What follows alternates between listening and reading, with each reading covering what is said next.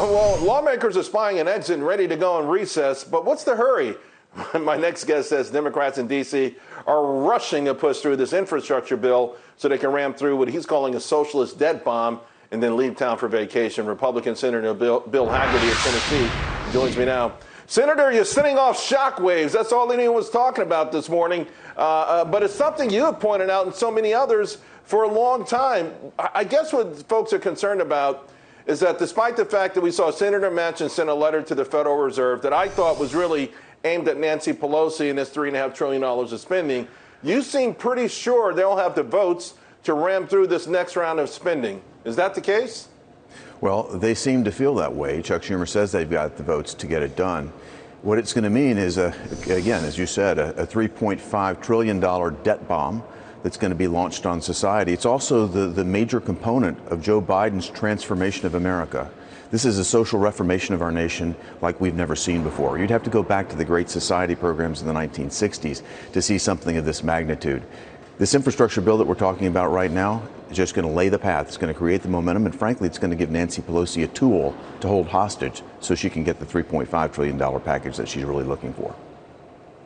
You know what's interesting to me? We had Nina Turner. She lost badly. Like, she was defeated soundly in Ohio last week. It was a Democratic vote, and she's just the latest in these Democrats in the AOC wing of the party to get shellacked somewhere. So why are these leaders, why are Nancy Pelosi, President Biden, why are they still pushing the far left agenda? You know, it's hard for me to say, Charles, but they clearly have control of the party here in Washington. And what Washington thinks is important, what Washington priorities may be, certainly aren't the priorities of the rest of America. I can tell you that from my standpoint in Tennessee. And my supporters in Tennessee, my voters in Tennessee, the people I represent in Tennessee, have all been very clear with me that they do not want to see more spending like this reckless spending that's taking place at a time where we've got massive inflation underway. That's the most pernicious tax of all, inflation. And that's hitting everybody, particularly our retirees and the people with lowest incomes. And to dump another $1.9 trillion in March, and this package probably winds up being another $4, $5, $6 trillion once it's finally scored out. That's massive amounts of stimulus at a time when we don't need it. There are a couple of things, I guess, that are last-minute speed bumps. This issue about cryptocurrencies. Also, some referring to this UN report, a UN panel on climate, saying that the Earth is on fire. It's at a much quicker rate than before. And I think last minute they're trying to get even more green energy items in this. Almost, I guess all of your colleagues are backing this. What do you say to them about it? Well, certainly not all of my colleagues are backing it, and the fact that I was able to stop this infrastructure package, slow it down, keep it from being passed in the middle of the night last Thursday, has given us some time to really air this in front of the American public. And what I've seen is a couple of my colleagues actually moving off of the group, the bipartisan group that negotiated this package, have moved over to say they're not going to support it now. And I think we're putting a lot more pressure on the House of Representatives at this point. It's going to be harder and harder as the American public actually sees what's in this bill to support it.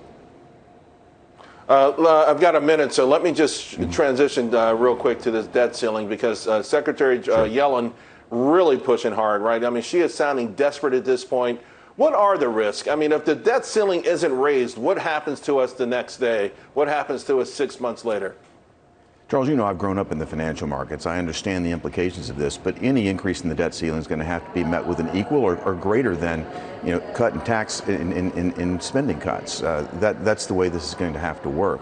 But I tell you this, it's ironic because the Democrats have gone on this spending spree again, $1.9 trillion back in March. They're probably going to take us north of $6 trillion on a wholly partisan basis. I'll remind you, Democrats control the White House, the House of Representatives, and in the Senate here, they've used a process called reconciliation to shove this spending through on a wholly partisan basis.